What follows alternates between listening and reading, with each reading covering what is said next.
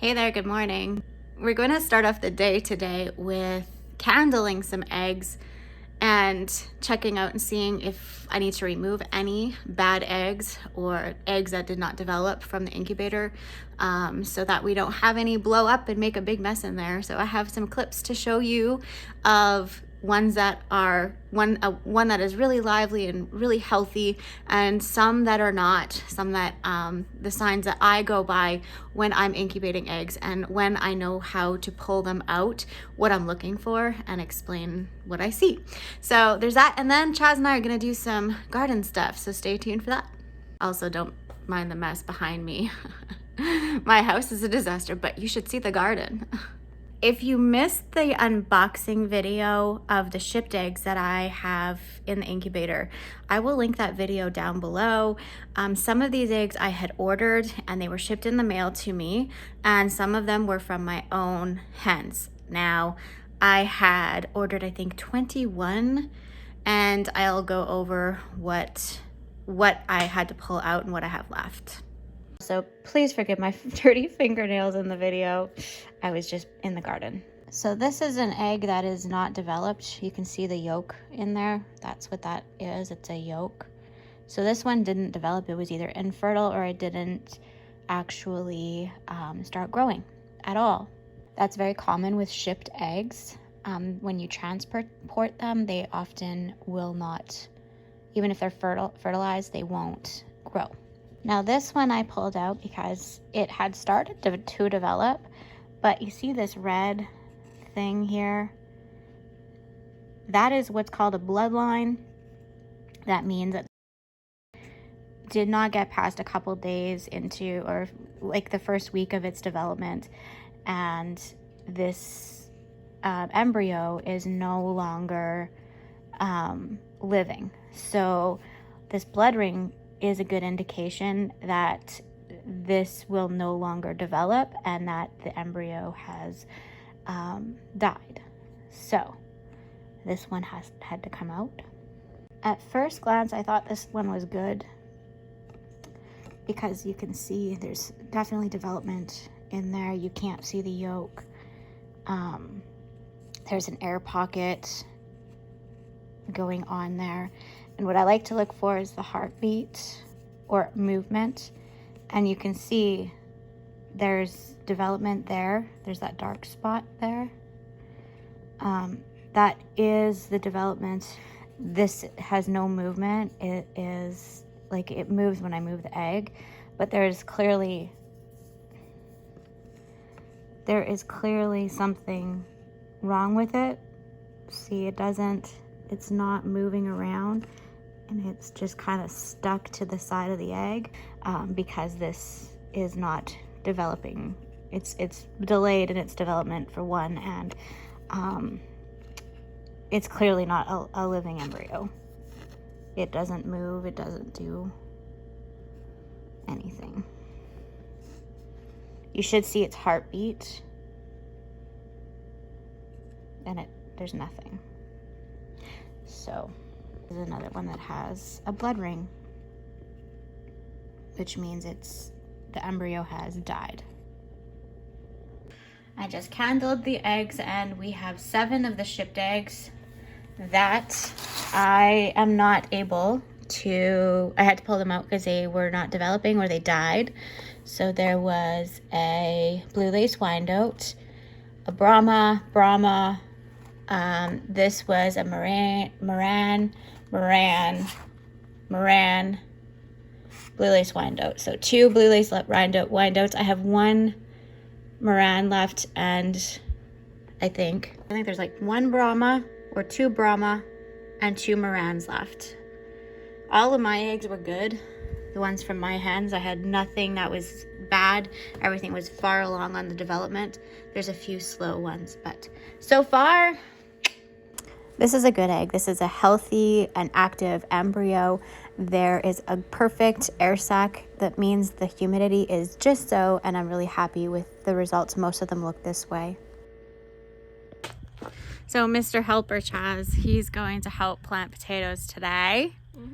And so we have a lot of them to sort through, And but first I'm gonna go turn the grow lights on in the grow room for the seedlings. I'll have the big door open so we can get the potato box out by the time I get back. And I guess you'll probably just have to move some stuff out of the way, and then we'll start that big project of sorting last year's potatoes so we can find some seed potatoes. All right, I'll leave you to it, Chaz. I'll be right back. I think the only reason he's excited about growing or planting potatoes today is because he gets to run the tractor, and he's pretty pumped. Pretty pumped. I'll show you my seedlings. They're getting pretty big already. I think they look good, except for they're starting to get I forgot to turn the light on. We have a bunch, I have a whole bunch started again. I did another round yesterday.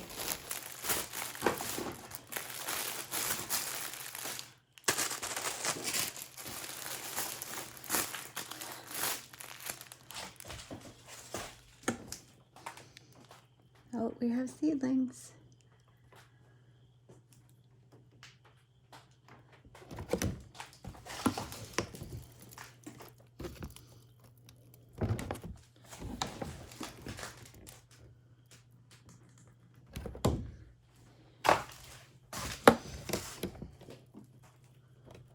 The ones that we did together the other day are up. That was a couple days ago. Super. We'll turn these lights on.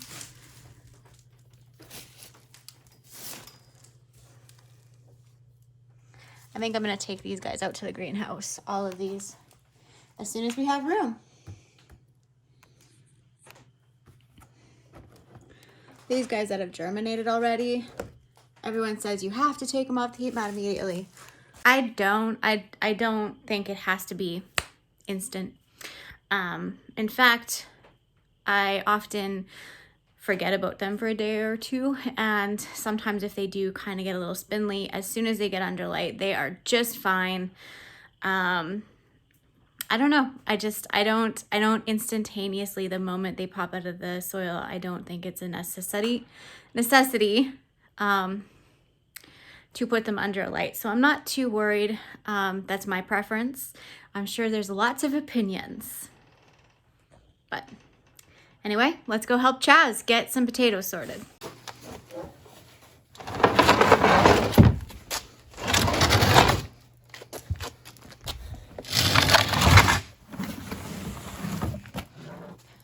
Oh, Lordy.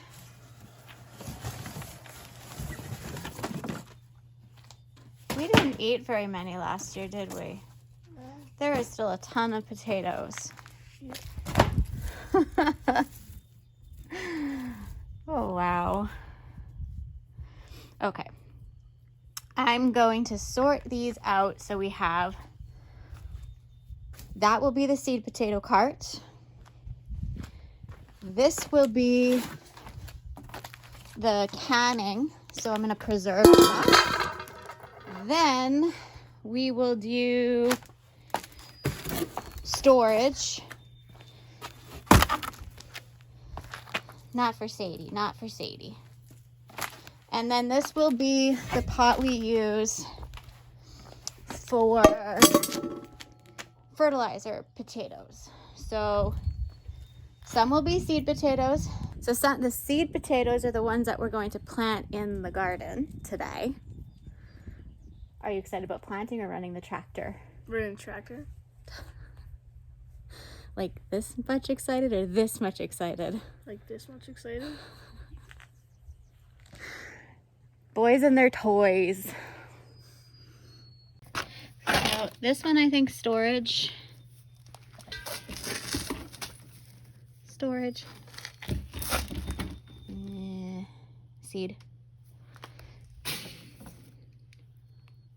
Seed. It looks like a duck with an arm. The firm? Pretty well, yeah. Storage. You can knock the thing off of it. Yeah. Storage. Knock the things off of them, please.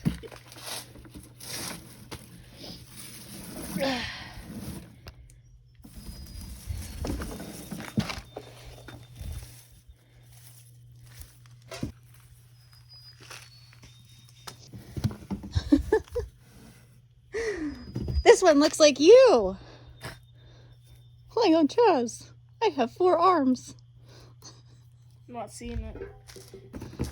Yeah, I do.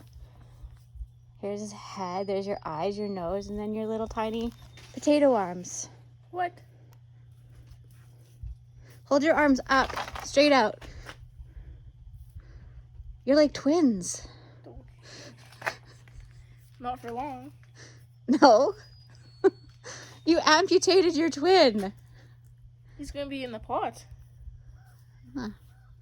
Okay. Okay. What do you think this one looks like? Looks like an elephant. An elephant? Yeah, you see its trunk, its 2 eyes. Do you still see an elephant? What do you guys see? Why are you giggling? I don't know. It's funny. What's funny about an elephant? I don't know. Are you embarrassed? No. Why is your face red? It's funny. Should we send a picture to your dad and ask him what he thinks this looks like? No. I think you don't know. I think my life purpose is to embarrass you. Yeah. Can't plant potatoes without some inappropriateness. I haven't heard that saying before. It's new. I've invented it. Okay. Oops. So Chaz is working on getting the potatoes taken off of the stems so we can make some more potato fertilizer to condition our soil to basically incubate microbiome. And then there wasn't a lot of really good potatoes for canning, so we're just going to put everything into storage. And when I get a chance, I'll just pull those firmer potatoes out and can them up. The storage and the storage and the canning potatoes can basically be the same ones, but I'm going to show you which ones we picked for seed potatoes. You might be surprised of the ones we chose. So these ones are storage ones. These ones are still quite firm and they're nice size. There's some of them that have like blight or like a scald. These ones, some of these got scalded because we had really hot, undecomposed fertilizer like horse manure, and some of the potatoes got a little scorched. These guys, they need to be used up within the next couple days, so I will use them up. So the ones we're keeping as seed potatoes, this one made it to the seed potato pile. They are ones that are firm. So there is not any give. These are very well, they stayed very stable in storage. Same with the red ones. These are firm. There's some in here that are the same as the day we pulled them out of the ground. Like this one is a little soft, but they're really, really firm potatoes. And I didn't want any of them that were squishy. I wanted them all firm so I can continue harvesting the ones that have the best storage. That's why I put the best ones. I'm putting the best ones we have into the garden and keeping the ones that need to be used. So we have some compost there. We're gonna do the same with these ones. We're either gonna use these as backup for seed potatoes if we need more, or we'll just make them into compost, or we'll make them into fertilizer.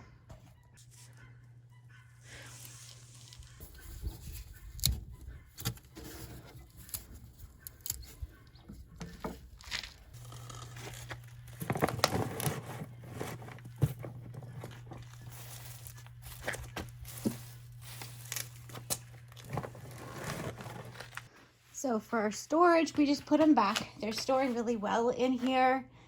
Considering I harvested my potatoes in the beginning of September and it's May. We're like 3/4 through May. So basically I just have my storage potatoes in here. It's so dusty in here.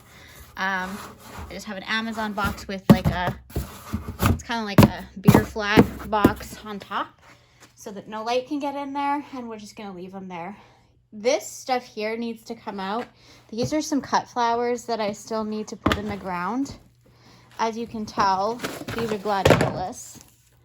And I don't know how much we're gonna get out of these. I think some of them rotted. Yeah, some of them did rot.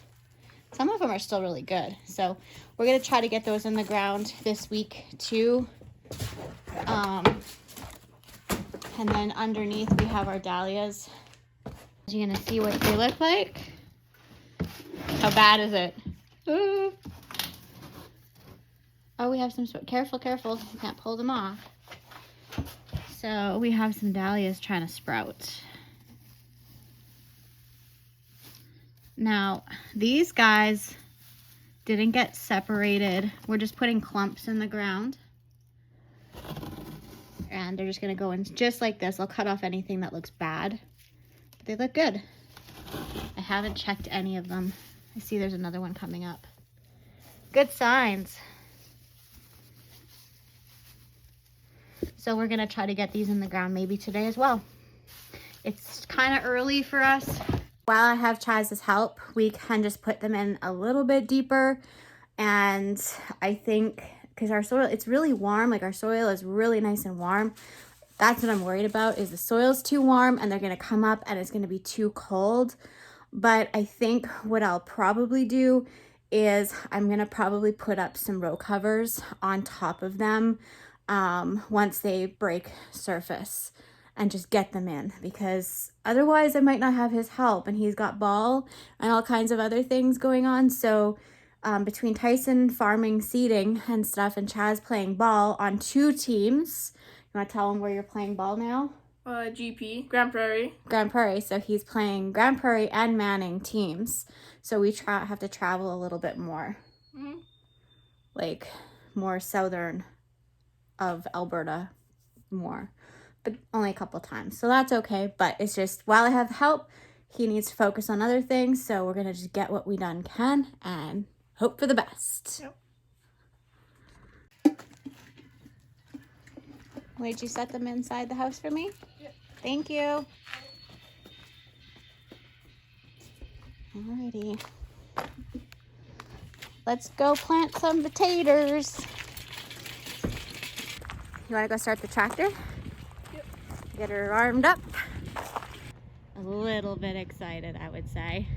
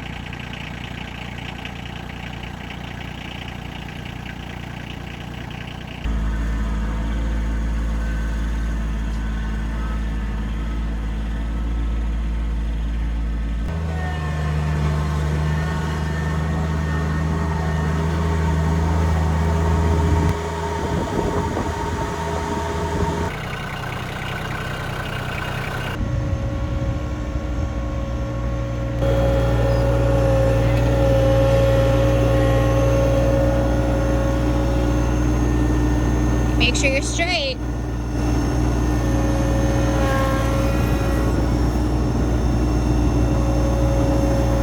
You're gonna want to bring it down.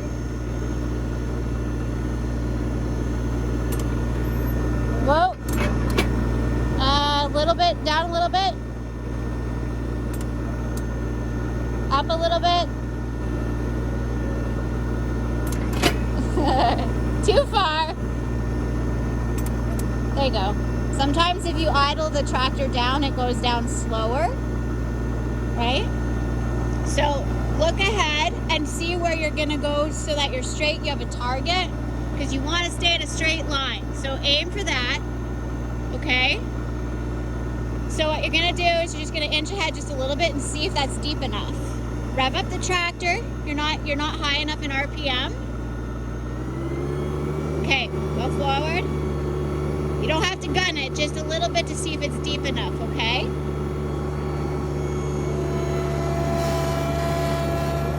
Nope. Come back.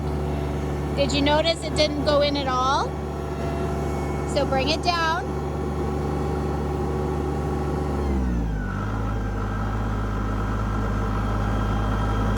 There you go. Now rev it up. Rev up your RPM. A little higher. Okay, now move ahead and just test it. Just test it and see.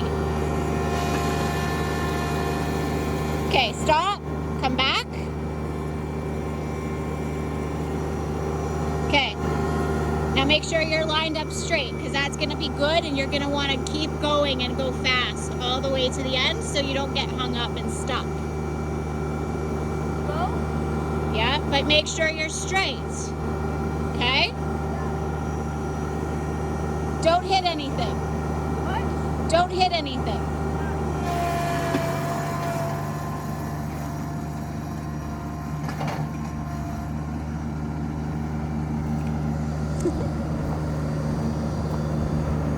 Okay, lift it up.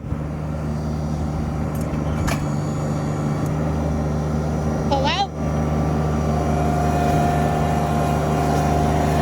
Chaz, you could just park the tractor here. There you go.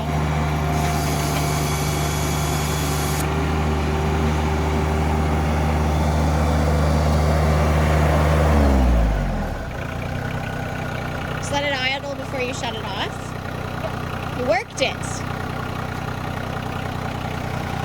Was that fun? Looks good. And now we'll just dig this one. Your horse is out. Go get him. Iceman, you're being naughty.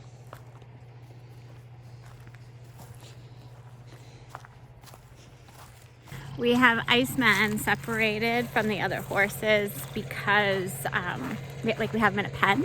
Here in Canada, it's very common for ponies like Iceman to get either insulin resistance or founder because the grass has such a high sugar content. We have very long sunny days, and when it's really sunny, the grass tends to have a lot more glucose and a lot more sugar in it. So what we do is we graze him in the evenings when there's no sun, and we put him with the chickens during the day, so he's out here with us, and he has shade, and we don't let him graze on grass. We give him alfalfa cubes and hay and beet pulp with vitamins and all kinds of things, so that he is not getting sick and foundering. He is already showing symptoms, so we're just taking every precaution, and so he doesn't like being by himself. He's a little miserable when he's by himself and makes Chaz run after him, but Chaz is gonna fix the fence where he got out. It was just a little bit of he got a little sneaky. He's a short horse and there's a tall fence, and so he snuck under. So Chaz is gonna fix it, and then he won't get out anymore. He's a good boy though. He just didn't want to be by himself. He normally doesn't crawl fences. That's like the second time in 2 days that he's done that because he's by himself. So less pony drama, more potato drama. Let's go back and plant some potatoes. Get a head start while Chaz is fixing his fence, getting it done. Oh, I should show you while we're here. Right here, last night we planted onion sets and carrots. So there's lots and lots of onion sets and lots of carrots, and I have mulched over top of the rows.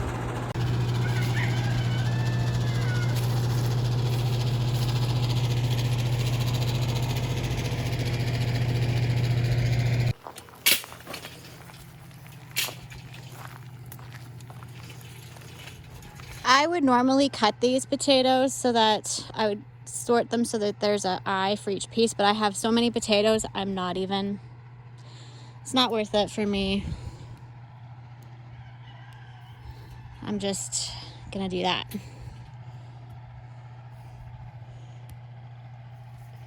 And this will be a red potato row. And we're just gonna hill the whole thing. Just like so. And then it'll all just be one big long row of potatoes.